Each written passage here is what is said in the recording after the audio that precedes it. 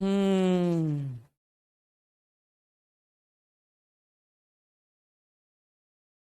बिन बुलावे तेरह आवे। ओ, ठीक है, लिखिए।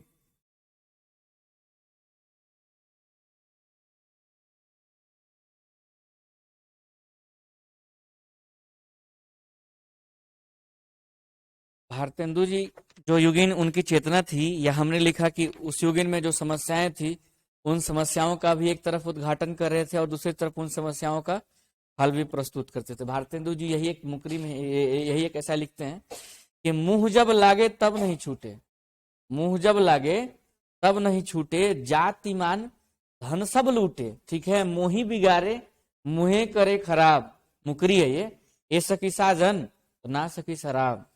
माने खैनी खाए वाला आदमी जो होता है, शराब पीने वाला आदमी जो होता है, वो किसी से भी मांग सकता है खैनी की, तनी खैनिया दीजिएगा तो, चाहे भला ही वो बाथरूम जा करके हाथ भी साफ किया है या नहीं, लेकिन सामने अगर खैनी खाने वाला मिल गया आदमी तो कहेगा तनी हमरो बना दीजिएगा, चाहे उसका हाथ कितना हो गंदा हो। ठीक है, होता है नहीं, देखे नहीं देखे। बोतल मारने वाला कभी घर में आएगा तो घिन लग जाएगा उसको फलना चीज देख करके, लेकिन बोतल में घिन नहीं लेगा। भला ही वो आदमी जो देने वाला था एक तरफ से नाक भी साफ किया और बोतल उठा लिया, फिर भी उसी में खा लेगा। हाथ धोया है नहीं धोया उससे मतलब नहीं है, लेकिन वो पी लेगा, शौक से पी लेगा। तो शराब जो है क्या कर रहा है, मुंह जब लागे तब नहीं छूटे, मुंह में लग गया तो छूटना भी नहीं है। और दूसरी तरफ जाति मान धन सब लूटे, सब मान धान यश जो ये सब छूट सकता है बोतल के कारण। ठीक है, इतना गुण है बोतल में। और मुंही बिगाड़े खरे खराब, और हमको क्या करता है, बिगाड़ देता है और खराब भी कर देता है। ऐसा कि साजन दूसरी लड़की पूछती है तो अपने साजन के बारे में कह रही है, तो ना ना सकी शराब, हम शराब के बारे में कर रहे, अपने साजन के बारे में नहीं कर। ठीक है, भारतेंदु ये क्या है, एक तरफ समस्याओं का उद्घाटन भी है, दूसरी तरफ ये दिखाने की कोशिश है कि इन समस्याओं ने ही भारतीय समाज को चौपट किया है, मतलब इसमें सुधार करो तो सब सही हो जाएगा। चलिए लिखिए। भारतेंदु युगीन रचनाकारों ने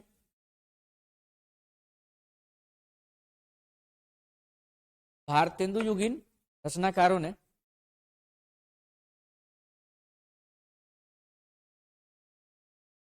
पद्य विद्या में, गद्य की ही बात नहीं, पद में भी लिखा उन्होंने, पद्य विधा में, पद्य विधा में, पद्य विधा में महाकाव्यात्मक रचनाओं को भी लिखा, महाकाव्यात्मक रचनाओं को भी लिखा।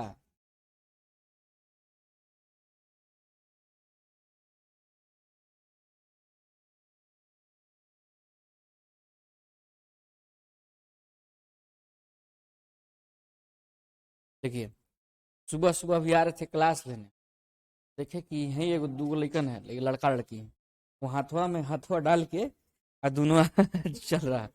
तो हमको देखा कुछ दूर से ही, तो अलग अलग होके एगो ई साइड में हो गया एगो ई साइड में हो गया। इसलिए थोड़ा पढ़ लो, काम आएगा। नहीं तो लड़कियों का तो भविष्य सिक्योर है जी, इतना श्योर है कि 10 लाख रुपए अगर बाबूजी पैसा पढ़ाने में खर्च कर सकते हैं तो 10 लाख दे करके बढ़िया जगह शादी भी कर देंगे, लेकिन तुम हरामजादे ठेला चलाओगे, उसके सिवाय कुछ नहीं बचेगा तुम्हारे पास, क्योंकि उसका भविष्य सिक्योर है, वो पढ़े या ना पढ़े, बाबूजी पास पैसा है, हो जाएगा उसका। भला ही एक मतलब वेल एस्टेब्लिश लड़का ना करे पर, लेकिन जीवन जीने लायक तू अपना सिक्योर कर चुकी है। लेकिन तुम्हारा क्या होगा कालिया लिखिए। क्या लिखे थे, रचनाओं को भी लिखा, जैसे ललित रामायण, ललित रामायण, आध्यात्म रामायण तथा राम रामायण, राम रामायण,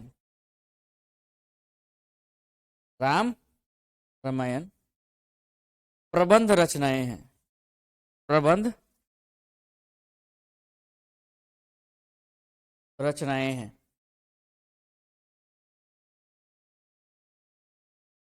भारतेंदु जी ने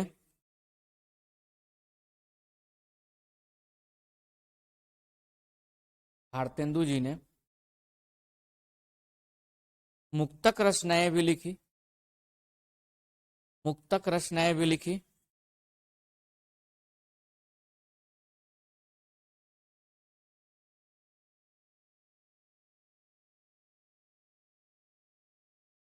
लिखी हैं। इस दौर के रचनाकारों ने, इस दौर के रचनाकारों ने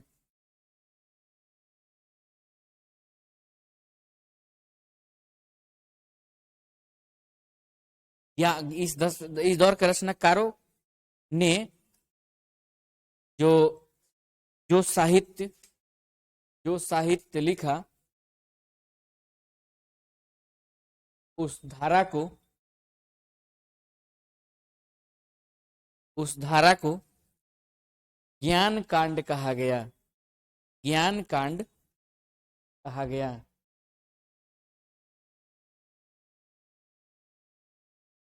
स्वयं आचार्य महावीर प्रसाद द्विवेदी ने, स्वयं आचार्य महावीर प्रसाद द्विवेदी ने, आचार्य महावीर प्रसाद द्विवेदी ने साहित्य को ज्ञान की संचित राशि,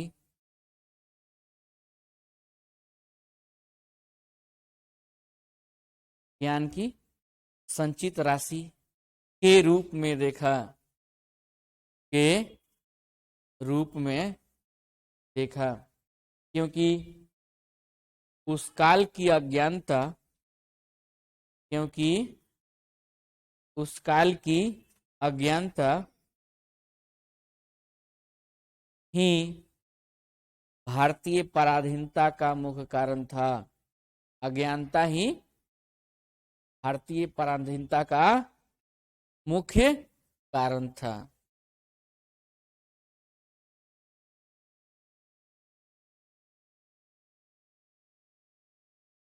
अच्छा, अज्ञान क्या था उस समय? कि पढ़े लिखे लोग नहीं थे? नहीं, सिर्फ पढ़ा लिखा होना ही नहीं, ज्ञान एक अलग चीज है। मतलब जो हम पढ़ रहे होते हैं, ठीक है, ये विवेक होना और बुद्धि होना, दोनों में अंतर है। ज्ञान सिर्फ ये नहीं कहना कि किताबों से मिल गया, तो हो सकता है कि उस काल की मैक्सिमम जनसंख्या पढ़ी ना हो, पर विचारों का ज्ञान एक अलग चीज। जैसे समझिएगा, बगल में होटल है ना, यहाँ जो खाना बना रहा है वो होटल मैनेजमेंट करके पढ़ा हुआ है, वो 5 लाख 6 लाख रुपया दे करके पढ़ा है, और इसके बाद 20,000 की वही एक हम सब की माँ होती है जो है अंगूठा छाप, लेकिन जब खाना बनाती है तो इससे अच्छा बनाती है। वो जो है ज्ञान, वो किताबों का ज्ञान नहीं है, वो अनुभव का ज्ञान। तो ज्ञान का कतई ये मतलब नहीं होता कि सिर्फ हम किताब में पढ़ लिए तो ज्ञान हो गया। नहीं जी, वो ज्ञान की बात यहाँ नहीं हो रही थी। अज्ञानता ही वो कारण था, मतलब आपस में हम लड़ रहे थे, भेद था हमारे समाज में, आपस में वैमनस्य था, एकता नहीं थी, यही हमारी अज्ञानता थी। अब इसका परिणाम क्या रहा कि हम पराधीन हो गए। तो इस अज्ञान को जिस दिन मिटा देंगे, गुलामी खत्म हो जाएगा। बस समझ पा रहे हैं, यही अज्ञानता। लिखिए,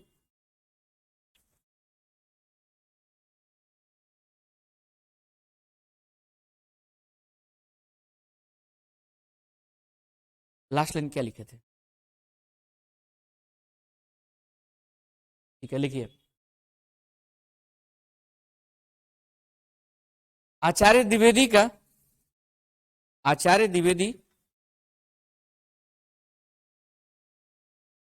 ने माना, आचार्य द्विवेदी ने माना कि पश्चिमी जातियों का साम्राज्य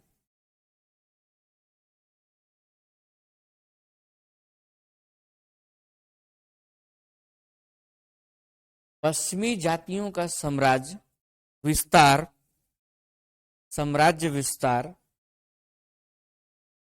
बौद्धिकता और ज्ञान पर ही आधारित था।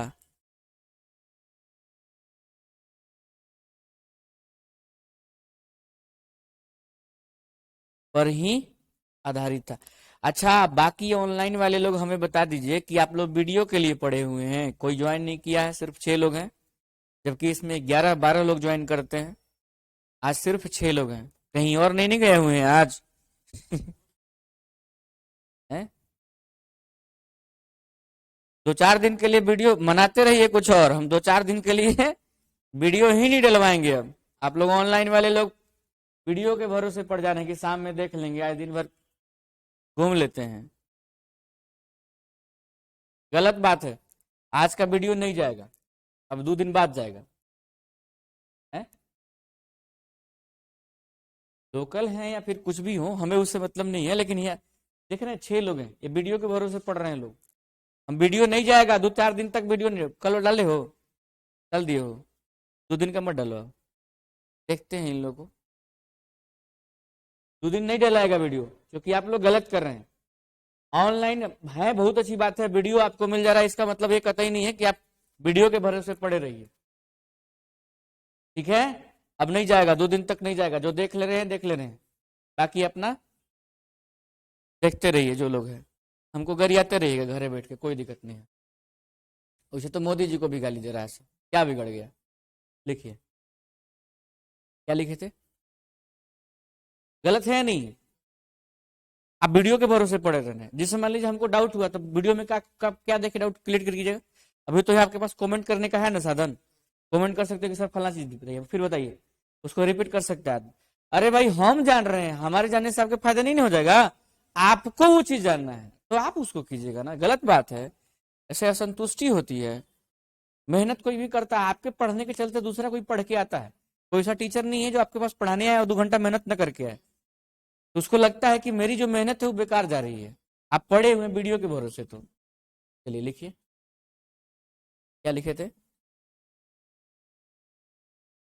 हाँ ठीक है, दोबारा बोल रहे, दोबारा बोलिए, क्या लाइन था? लाइए, आचार्य द्विवेदी ने माना, लिखिए, आचार्य द्विवेदी, ऑनलाइन वाले लोग लिख लीजिए फिर से। आचार्य द्विवेदी ने माना कि पश्चिमी जाति का साम्राज्य विस्तार बौद्धिकता और ज्ञान पर ही आधारित था। यही लिखवाया था। समझे, पश्चिमी जाति कहने का मतलब यहाँ क्या है? अरे अंग्रेज लोग, यूरोपीय लोग, अमेरिकन लोग, उस समय तक वहां क्या हो गया था? पुनर्जागरण हमसे पहले आ चुका था, उन्होंने समझ लिया था, उनके बीच भेद थे वो खत्म हो गए थे, उनके लिए देश सर्वोपरि हो गया था। इसी कारण से उन लोगों ने दूसरे को अधीन बनाया। अब हमारा समाज उस समय क्या था? तब तक आपस में ही लड़ मर रहा था, इसलिए हमने अपने अज्ञानता को खत्म नहीं किया था तो गुलाम बने, और उन लोग समझ लिया था। इसलिए वहां क्या चली? वहां इटली की क्रांति, रोम वाली, ठीक है, फ्रांस की क्रांति, रूस की क्रांति, अमेरिकन क्रांति, सारी क्रांतियां चल रही थी वहां पे जी। उन्होंने समझ लिया था सारे चीजों को, ठीक है। बाद में जी जब हम लोग उस चीज को समझे कि नवजागरण क्या है, राष्ट्रीय भावना होनी चाहिए, राष्ट्रवाद की भावना होनी चाहिए, तब हम विरोध किए। लेकिन अभी तक गुलाम थे। क्यों थे?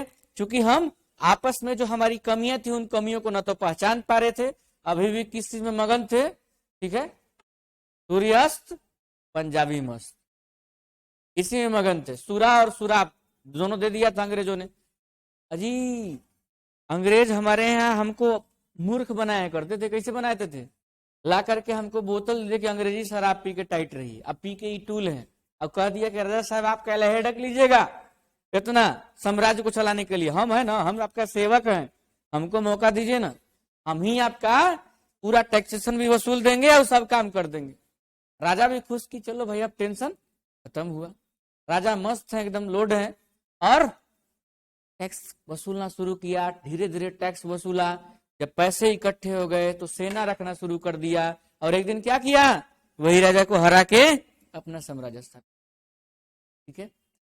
तो ये हमारी कमियां थी, इन कमियों को दिखाने की कोशिश किया उन्होंने कि हम अज्ञानी थे, मतलब हमारे अंदर तो पहले था इतिहास का ज्ञान, लेकिन बीच में सो गए। अज्ञानता, बस हम उन चीजों को समझ नहीं पाए, अपनी चीजों को, इसलिए अब उनको जगाने की कोशिश इतिहास कर रहा है। इतिहास में हमने क्या देखा था कि 1850 से 1800 कौन कलर करके है जी, 1850 से लगभग 1900 के काल को क्या माने थे हम? भारतेंदु युग माने थे। अब यही 1900 से लेकर के 1901 से लेकर के 20 तक के काल को हम आचार्य महावीर प्रसाद द्विवेदी युग के नाम से जानेंगे। इसमें कौन है द्विवेदी? महावीर की बात हो रही है, ठीक है, ये कोई हजारी प्रसाद की बात नहीं हो रही है। तो इस काल में भी यहां हम देखेंगे तो यहाँ क्या था, अभी राजकाज के प्रति डायरेक्ट बोलने की आजादी नहीं थी, इतनी हिम्मत किसी में नहीं थी कि सीधे सीधे बक सके, ठीक है। अभी हम लोग अध्ययन किसका कर रहे थे? ये वाला 1850 से लेकर 1900 के। क्या लिखे थे लास्ट में? हाँ, यही कारण है, वो दीजिएगा तो क्या नाम है आपका, पीछे से पेज दीजिएगा।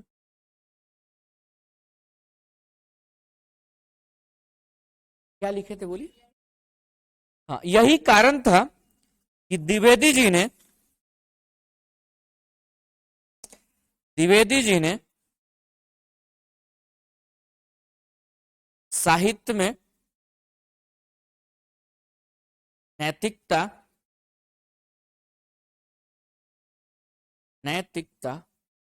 उपदेशात्मकता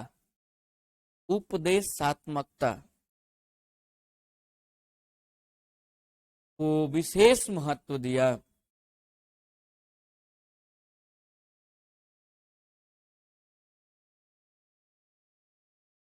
उन्होंने साहित्य को श्रृंगार चित्रण का विषय न मानकर उन्होंने साहित्य को श्रृंगार चित्रण का विषय न मानकर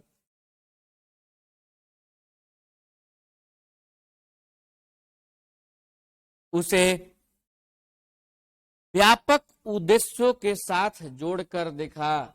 उसे व्यापक उद्देश्यों के साथ जोड़कर देखा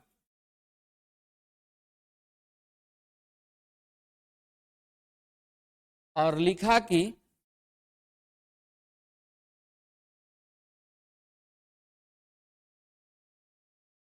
साहित्य में, लिखिए उनका एक स्टेटमेंट है, साहित्य में चींटी से लेकर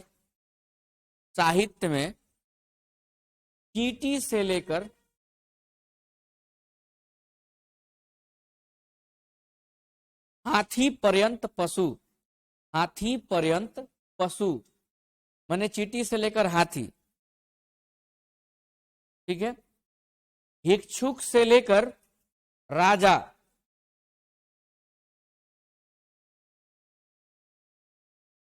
भिक्षु से लेकर राजा,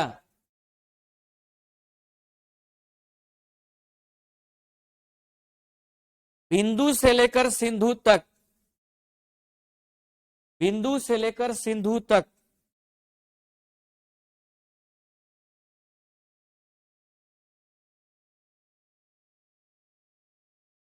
अनंत आकाश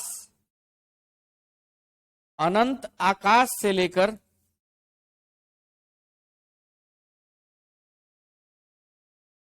अनंत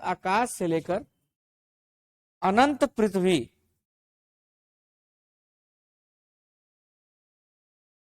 और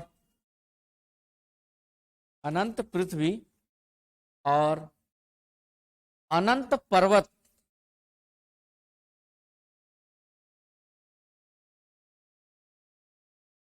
सब पर कविता हो सकती है। सब पर कविता हो सकती है। कविता लड़की नहीं है, कविता मतलब दोहा, पद्य।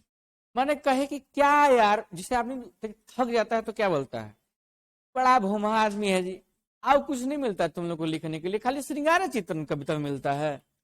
अरे बिंदु से लेकर सिंधु तक, एक छोटे से बूंद से लेकर पूरा सागर तक कविता लिखने के लिए पड़ा हुआ है।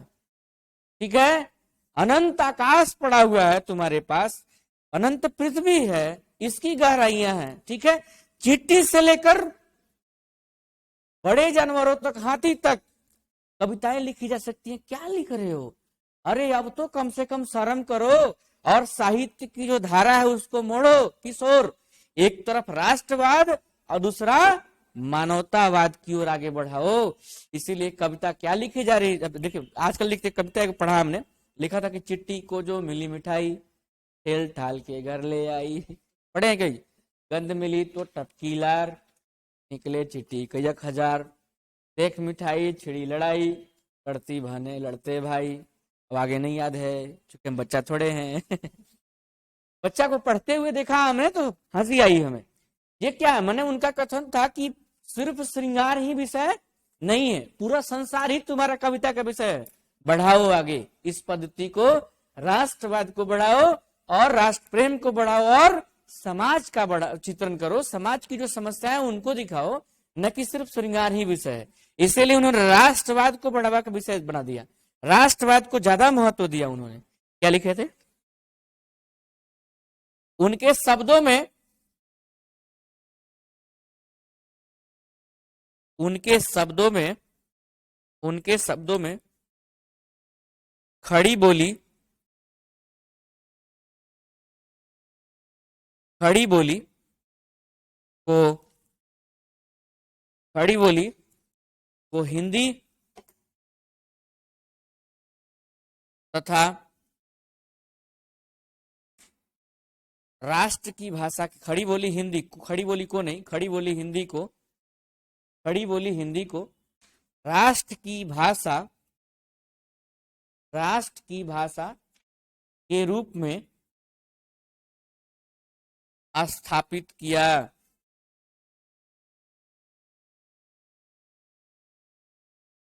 ठीक है, चलिए पैराग्राफ को चेंज कीजिएगा, आप लिखते जाइए, पैराग्राफ चेंज कीजिएगा और लिखिए।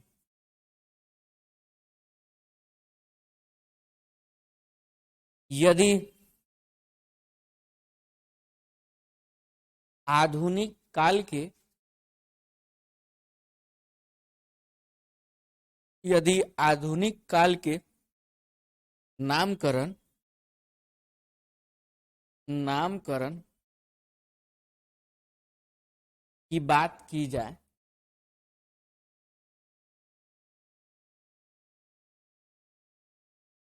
बात की जाए तो आचार्य शुक्ल ने, आचार्य शुक्ल ने इसे गद्यकाल कहा, इसे गद्यकाल कहा।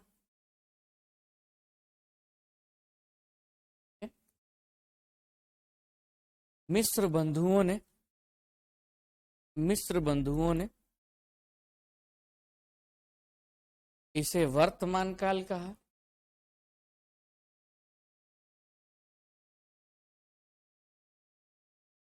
डॉक्टर राम कुमार वर्मा ने, डॉक्टर राम कुमार वर्मा ने आधुनिक काल कहा। राम कुमार वर्मा ने आधुनिक काल कहा। ठीक है, और डॉक्टर गणपति चंद्र गुप्त, गणपति चंद्र गुप्त ने भी आधुनिक काल कहा, ने भी आधुनिक काल कहा। ठीक है, हिंदी गद्य का, हिंदी गद्य का उद्भव, हाँ एकदम लिखते जाइए, ऐतिहासिक पृष्ठभूमि लिख रहे हैं, लिख लिए ना, लिखिए। हिंदी गद्य का उद्भव, हिंदी गद्य का उद्भव पर शुक्ल जी ने माना, शुक्ल जी ने माना कि वल्लभाचार्य के पुत्र, वल्लभाचार्य के पुत्र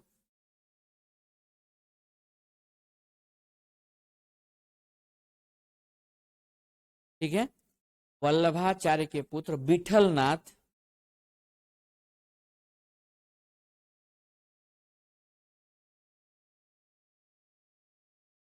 ठीक है जी ने श्रृंगार रस मंडन, श्रृंगार रस मंडन नामक रचना ब्रजभाषा गद्य में लिखा था, ब्रजभाषा गद्य में लिखा था। क्या बताइए, वल्लभाचार्य किस संप्रदाय की स्थापना की है? 1600 वल्लभ संप्रदाय का। उसमें किस चीज की उपासना हो रही थी? राम और सीता के, राम राधा कृष्ण के, राधा कृष्ण के युगल मूर्ति, मतलब साथ में। ये क्या दिखाने की कोशिश है? पत्नी उनकी कौन थी? रुक्मिणी थी, लेकिन राधा कौन थी? प्रेमिका थी। यहाँ दिखाने की किस चीज की कोशिश है? श्रृंगार की। यही श्रृंगार जो वहां, हालांकि वो भक्ति रूप से श्रृंगार थी, वही श्रृंगार बैकग्राउंड किसका तय किया? रीति काल।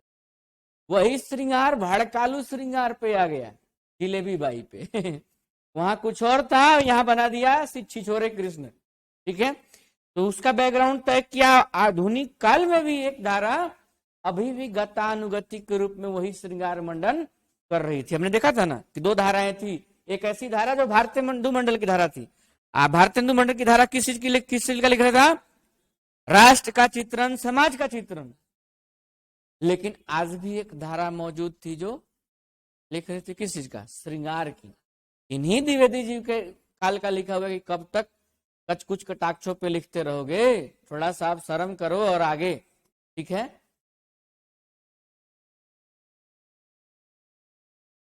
लिखे क्या लिखे थे बोलिए? गद्य लिखे गए। इसके उपरांत, इसके उपरांत 84 वैष्णवन की वार्ता, 84 वैष्णवन की वार्ता, 84 वैष्णवन की वार्ता और 200 वैष्णवन की वार्ता और 84 वैष्णवन की वार्ता और 200 वैष्णवन की वार्ता पर कहीं खो गए नहीं। 252 है, सॉरी सॉरी, 252 है, 252 है। हम सोचने में कुछ सोच रहे थे, वही बोल दिए। 252 है। मैंने सोच रहे थे, अभी मत समझ लीजिएगा का 14 फरवरी मनाना है हैं? 52 लिख दिए, मतलब 52 एक्स्ट्रा लिखे अपने तरफ से। क्या लिखे थे? 252 वैष्णवन की वार्ता लिखी गई।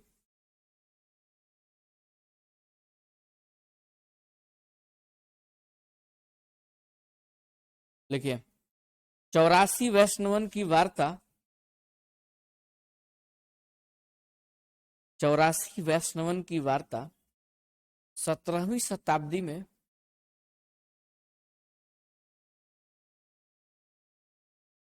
84 वैष्णवन की वार्ता 17वीं शताब्दी में लिखी गई, जबकि जबकि 252 वैष्णवन की जी 252। तो पानी पी लिए। 252 वैष्णवन की वार्ता औरंगजेब के काल की रचना है।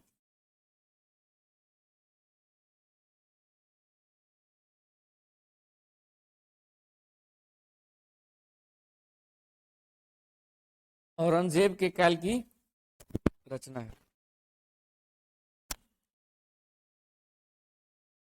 लिख लिए। देखिए ऐसा हेडिंग बनेगा, इसके बाद लिखेगा।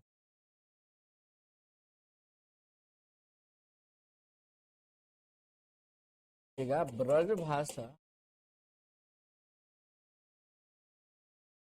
गद्य की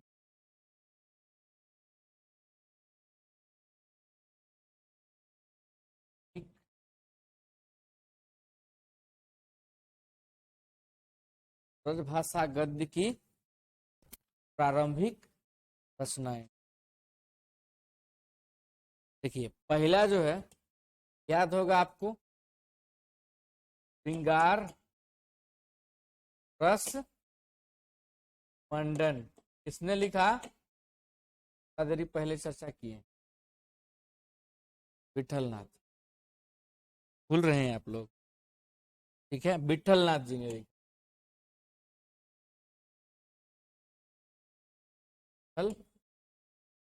ठीक है, इसका रचना काल जो है वो आता पता डैश मार्क, क्योंकि अब एग्जैक्ट नहीं पता है तो बेहतर यही होगा कि उसको छोड़ ही दीजिए। हो गया। सेकेंड नंबर,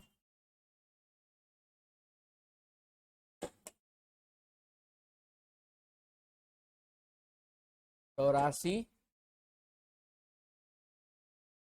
वैष्णवन की बात।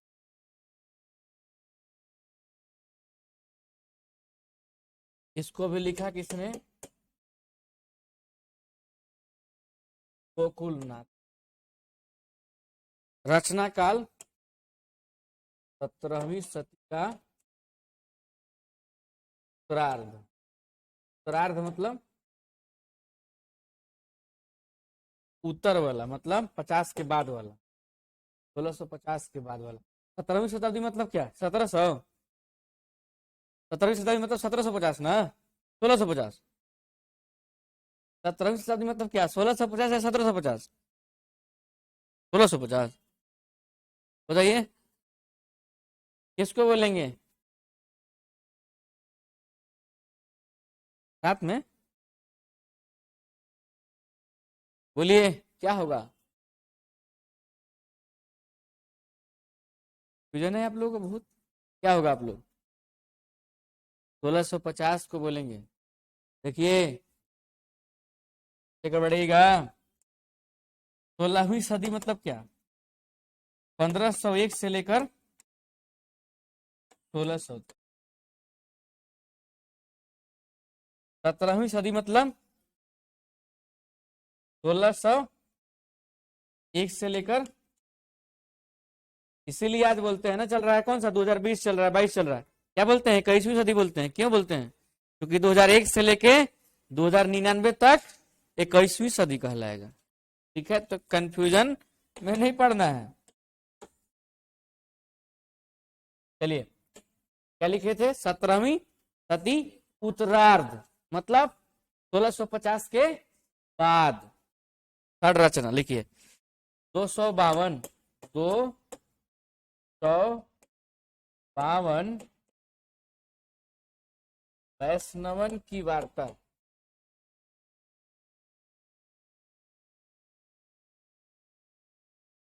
ये भी गोकुलनाथ ने लिखा।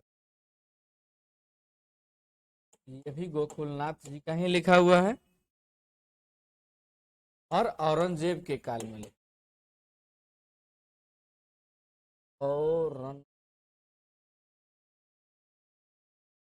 औरंगजेब के।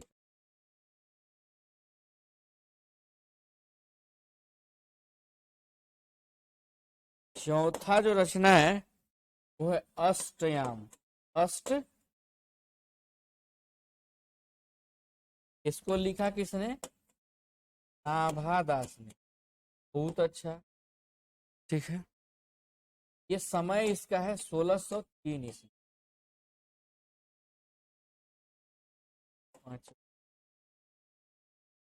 अगहन, अगहन महात्म, अगहन महात्म, इसे लिखा किसने? वैकुंठ मणि, वैकुंठ मणि शुक्ल ने, ठीक है। इसका समय है 1622। लिखिए, वैकुंठ मणि है वो।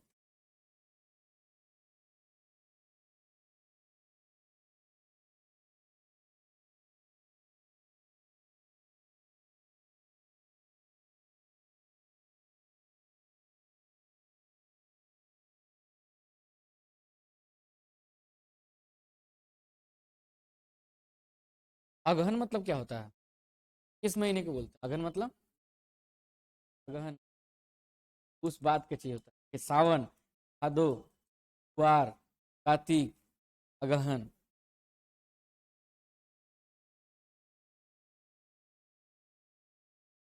भीमसैनी एकादशी का नाम किसी ने सुना है? सैनी नहीं सुने। राजा बलि की कहानी सुने हैं? राजा बलि की कहानी सुने हैं? हुआ क्या कि विष्णु भगवान वामन अवतार लिए। वामन अवतार में एक जो, कि उसको क्या नाम था, प्रहलाद, प्रहलाद का नाती जो था, उसका नाम क्या था? बलि, ठीक है। क्योंकि इंद्र ने उसके पिता यानी विलोचन की हत्या की थी, तो देवताओं से नाराज चल रहा, तीनों लोग को जीत गया बलि, और इतना आतंक मचाया देवताओं के प्रति कि विष्णु को अवतार लेना पड़ा वामन रूप में। वामन रूप पे अवतार उन्होंने लिया। तो राजा बलि यज्ञ कर रहा था, 100वां यज्ञ था वो, तो उससे भिक्षा लेने पहुंचे। शुक्राचार्य जो है मना किए कि भिक्षा मत दो, लेकिन वो माने नहीं कि जब जो आया है आदमी उसको दरवाजे से हम लौटा नहीं सकते, चूंकि दानवीर था, भगवान विष्णु का अनंत भक्त था। शुक्राचार्य के मना करने के बाद भी कि ये खुद विष्णु है, तो उन्होंने कहा कि तो अति उत्तम बात है कि भगवान विष्णु अगर हमारे द्वार पे आए हैं तो उनके लिए तो सब कुछ निछावर कर सकते, चूंकि आराध्य तो वही है। तू गया तो 3 पग मांगे हूं कि हमको 3 पग दे दो। एक पग में धरती नाप लिया पूरा उन्होंने, दूसरे पग में आकाश, और तीसरा पग बोले कहाँ दे दें, तो बोला कि हमारे पास बचबे क्या किया है, ले लीजिए हमारा सर पे रख दीजिए। उसको पाताल में धसा दिए भगवान वैसे ही। लेकिन दिक्कत क्या रहा कि भगवान विष्णु का अनंत भक्त था, जैसे ही वो पैर पकड़ा था इस तरह से तो पकड़ा ही रह गया। अब भगत के बस में है भगवान, भगवान विष्णु उसे छुड़ा नहीं पाए, 4 महीने तक उसी सुषुप्त अवस्था में रहे, इसीलिए अगहन महात्म। 4 खरमास का नाम सुना है किसी ने? हिंदू धर्म में कोई शुभ कार्य नहीं होते। खरमास क्या है? वही सोने का टाइम है। मजबूरी में भगवान को भी वैसे ही रहना पड़ा जैसे उसने पकड़ा है, एकदम मगन होकर के, दिलो दिमाग से जो उनका पैर पकड़ा है सो पकड़ा है, और भगवान छुड़ा नहीं पाए चूंकि वो हृदय से पकड़ा था। एट लास्ट पृथ्वी का संचालन गड़बड़ होने लगा। देवताओं की स्तुति के बाद लक्ष्मी माता बलि के पास पहुंची, बोली कि भाई हम तुम्हें राखी बांधना चाह रहे हैं। तो बलि बोला कि अति उत्तम, ठीक है इससे बढ़िया क्या बात है। तो राखी भी बंधवाया, हाथ छोड़ दिया, राखी बनवाया। तो राखी बांधने में बोला कि मांगो बहन, क्या मांगना चाहती हो? तो बलि से माता लक्ष्मी बोली कि भाई अगर देना ही चाहते हो तो सृष्टि के कल्याण के लिए भगवान विष्णु को अपने मोह के बंधन से मुक्त कर दो। वहीं से भगवान विष्णु, तो वही है अगहन महात्म, क्योंकि वो जागृत हुए उस अवस्था में, जगे तो पूरा संसार में खुशियां मनाई गई। ये विष्णु पूजा की शुरुआत यहां से हुई है, ये विष्णु पूजा के लिए लिखा गया, ठीक है। कोई दिक्कत? बोलिए। आज भी देखते हैं कि सूरदास एक बार गिर गए कुआं में, तो बोले कि हम, तो सब लोग निकालने पूछे थोड़ा सा कि अरे गिर गया है, वो अंधा आदमी है, निकाल दो निकाल दो निकाल दो। तो बोला कि तुमसे नहीं निकलेंगे हम, हमको जब भगवान कृष्ण आएंगे तब निकलेंगे हम। तो आदमी लोग बोला कि निकल जाओ, अब मान जाओ। नहीं माने तो बोला जा तू मर। एक तो अंधा है, ऊपर से तुम दिमागों के अंधा है, छोड़ दिया उसी में। भगवान विष्णु को खुद आना पड़ा कृष्ण को उनको निकालने के लिए, निकाले और निकाल करके जाने लगे। ठीक है, हाथ छुड़ा करके। तो सूर्य बोले कि उनकी सूरदास लिखी हुई है, उनकी पंक्तियां है सूर सागर में कि हाथ छुड़ाए जात हो निर्बल जान के मोह। वाह, हम अंधा है इसलिए हाथ छुड़ा के चले जा रहे हो, क्योंकि हम निर्बल है ना। हाथ छुड़ाए जात हो निर्बल जान के मोह, हृदय से चले जाओगे मर्द जानूंगा तुम्हें। तुमको तो मर्द तब जानेंगे जब हृदय से निकल जाओ। कृष्ण भगवान को लौट के आना पड़ा, क्योंकि हृदय से बाहर थोड़ी जा सकते, वो तो उनका बस उस पर चलना नहीं है। तो अघन महात्मा, नेक्स्ट लिखिए, वैशाख महात्मा 98 वैशाख, वैशाख महात्मा।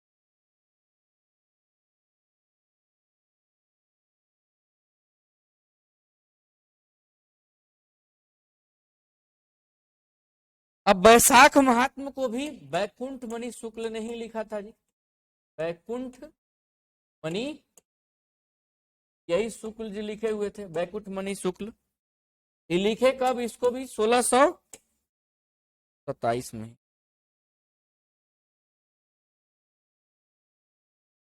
नेक्स्ट रचना है नासिकेतो का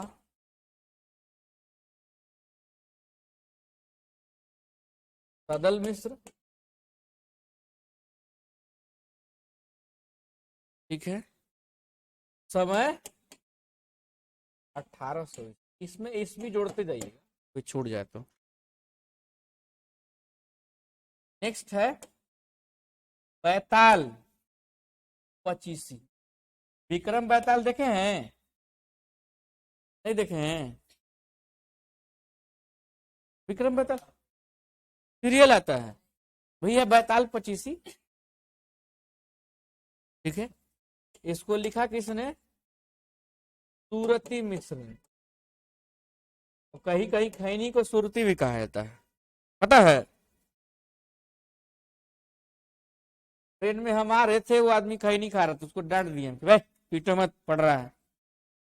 कहा कि ऐसे बोल रहे हैं सर, सब खैनी खाता है आदमी, लेकिन सब खाता है। क्या है? 1700 नहीं 10 है वो। तो हाँ, तो कह रहा है कि खैनी खाए ना बीड़ी पिए, वो हरम ज्यादा कैसे जिए। बड़ा बेइज्जती किया यार ये तो। वैसे खाने वाले लोग एक से एक तरीके निकाल देते हैं जी बोलने के लिए। बेइज्जती कीजिएगा तो। क्या बोले अब तुमसे, जाओ, छोड़ दिए तुमको। नवा रचना की बात हम करें तो आईने अकबरी ना, आईने के 100 टुकड़े, आईने अकबरी की भाषा वचनिका। ठीक है, इसको लिखा किसने? लाला हीरालाल ने, हीरालाल। समय की बात करें तो 1795 ईस्वी। क्या हुआ, क्या चर्चा कर रहे हैं आप लोग? वही वाला फैक्ट लिखवा रहे हैं, बाकी जरूरत नहीं, वो तो दिए ही है, उसी को करवा दे रहे हैं। उसमें फैक्ट है, ज्यादा फैक्ट करवा रहे हैं जो हम पहले से दे चुके हैं आपको। ठीक है, लिखते जाइए।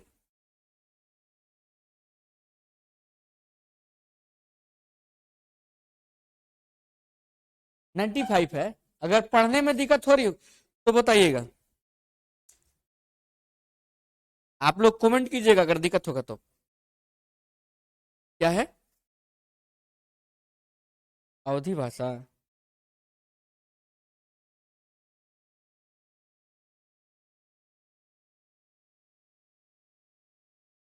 बढ़े आगे, लिखिए। नेक्स्ट इसी जगह लिखना है, नीचे लिखिएगा।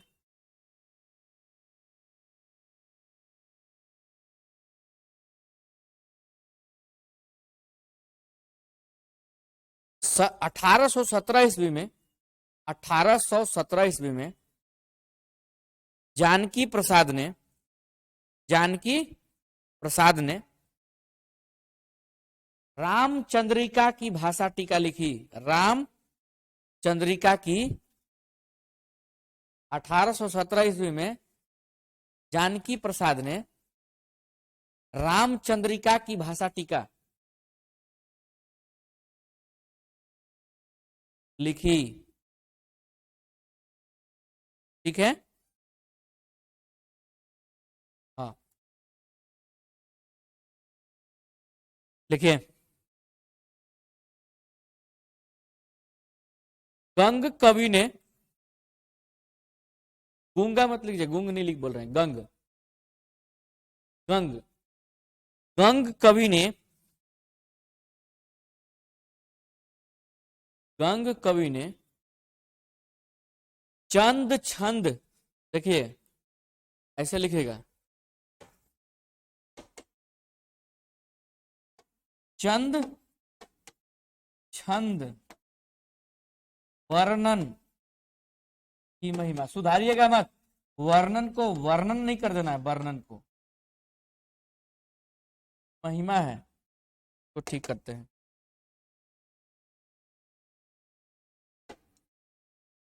महिमा, ठीक है, लिखा किसने? गंग, गंग कवि चंद छंद वर्णन की महिमा लिखी। ठीक है, 1741 में 1741 में राम प्रसाद निरंजनी, राम प्रसाद निरंजनी, राम प्रसाद निरंजनी ने भाषा योग वशिष्ठ, भाषा योग वशिष्ठ नामक ग्रंथ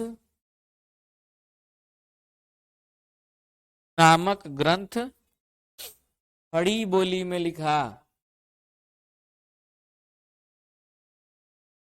खड़ी बोली में लिखा। लिख लिए?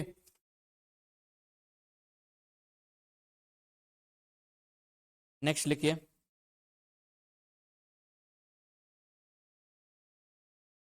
पद्म पुराण का भाषा अनुवाद, पद्म, ठीक है, पद्म पुराण किसके लिए लिखा गया होगा बताइए तो?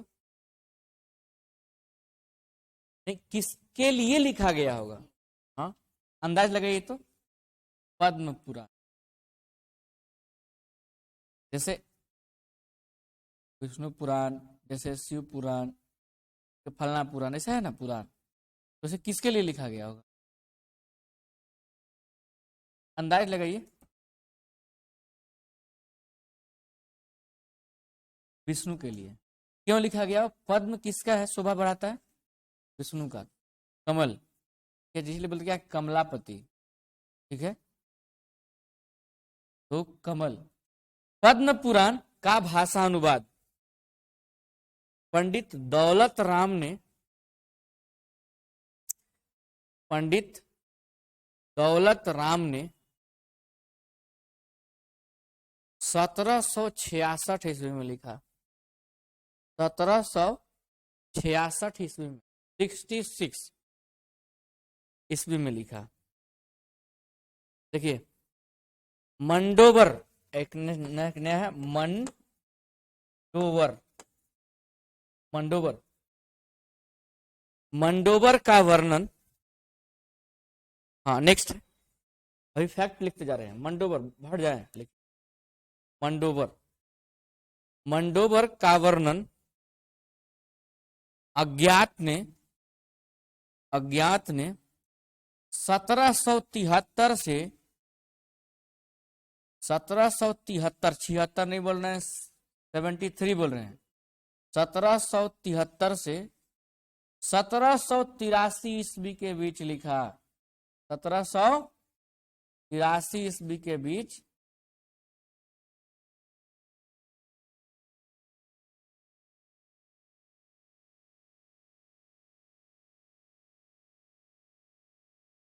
लिखिए, सुख सागर नामक रचना, सुख सागर, सुख सागर नामक रचना मुंशी सदा सुखलाल, मुंशी सदा सुखलाल ने 1818 में किया था। सदा सुखलाल ने 1818 में किया था।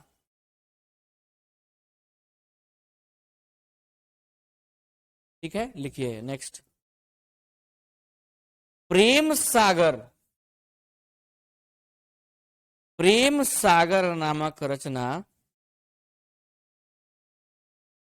प्रेम सागर नामक रचना लल्लू लाल जी ने, हाँ जी लल्लू, लालू यादव वाला नहीं है, लल्लू लाल ने 1800 ईस्वी में किया था।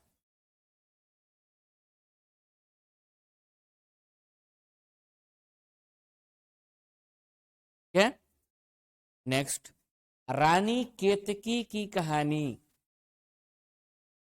रानी केतकी की कहानी,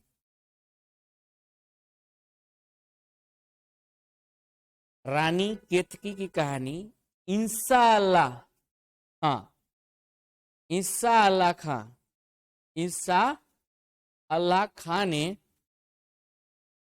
हाँ, रानी केतकी की कहानी इंशाअल्लाह खां ने 1800 ईस्वी में किया था।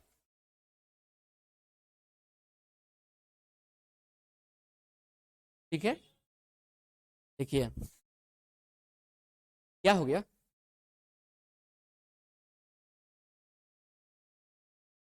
क्या कुछ बात है, किसी को कोई दिक्कत हो रही है? हैं? जी सर, ऑनलाइन वाले लोग कमेंट मारिए, आज तक कमेंट कम से कम मार दीजिए।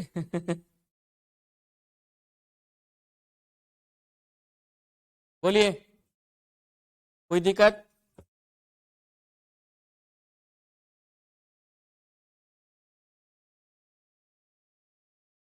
कैसी? हाँ, अलग अलग है, केतकी रानी है वो, चमक छल्लो रानी नहीं है। केतकी की कहानी बताइए ऑनलाइन वाले लोग।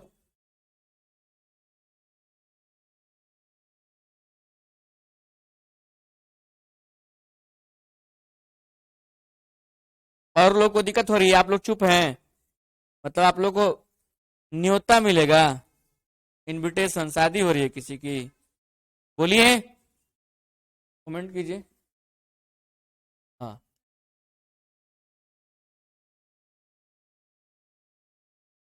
हाँ, उदय भान, पता नहीं, हो सकता है राजा का नाम हो, ये उसका कहा गया, ये पता नहीं है, इतना अंदर नहीं जानते, हम भी नहीं जानते, और उसकी जरूरत भी नहीं है, आप जान के भी क्या कीजिए। हो सकता है कि वो राजा होंगे या उनकी ये मैडम होंगी के बारे में लिख दिए हों, उससे ज़्यादा जरूरत नहीं है। एग्जाम में ना तो पूछने वाला है ना कोई काम का है। ठीक है, तो कभी कभी भावनाओं में नहीं पढ़ना है, आगे बढ़ जाना है, फैक्ट पे उतना नहीं अंदर जाए, कभी पूछता नहीं है वैसे, कोई पता नहीं है, क्योंकि हम भी नहीं देखे हैं उसे, वो आप भी मत जानिए कि पूछने वाला नहीं है कभी। इतना सारा फैक्ट है, कितना याद कीजिए, कीजिए ना, हालत तो ऐसे भी खराब है ना शिला, एकदम ऐसे भी हालत खराब है, छोड़ दीजिए उसको। लिखिए, पैराग्राफ चेंज करके लिखिएगा। लल्लू लाल जी, लल्लू लाल जी, लल्लू लाल जी आगरा के गुजराती ब्राह्मण थे, मैंने बेचारा गुजराती थे लेकिन रहते कहाँ थे? Agra. Fort William college, fort William college, fort William college के फोर्ट फोर्ट हम लिख दें, देखिए ऐसे लिखिएगा, fort William, fort William college के उर्दू तथा हिंदी के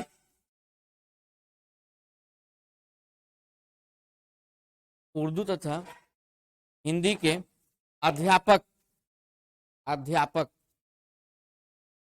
John Gilchrist, John Gilchrist, John Gilchrist Christ, Christ देखिएगा, गिल,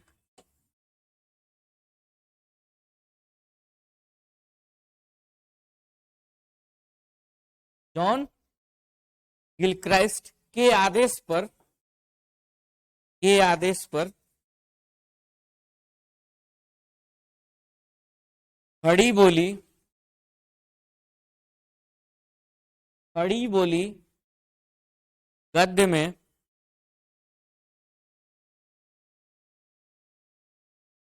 प्रेम सागर, प्रेम सागर की रचना इन्होंने की थी, इन्होंने, ठीक है। देखिए इसी में लल्लू लाल जी ने, लल्लू लाल जी ने सिंहासन बत्तीसी, सिंहासन बत्तीसी, बैताल पचीसी, बैताल पचीसी, शकुंतला नाटक, शकुंतला नाटक और माधोलाल नामक तक भी लिखे।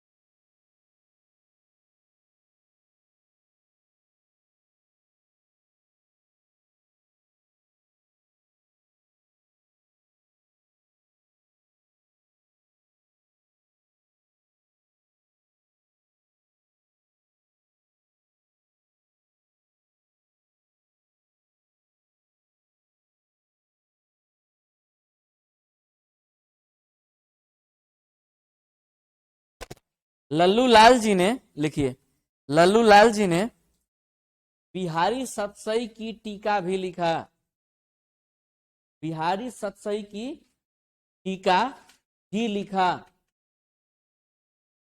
जिसका नाम लाल चंद्रिका है, जिसका नाम लाल चंद्रिका है। लिख लिए ऑनलाइन वाले लोग, कोई दिक्कत? बोलिए ऑनलाइन वाले लोग।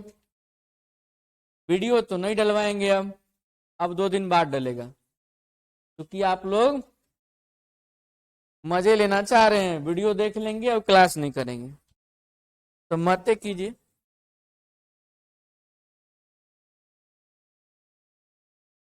चलिए फिर मिलते हैं अगले दिन। तब तक के लिए जय हिंद, जय भारत।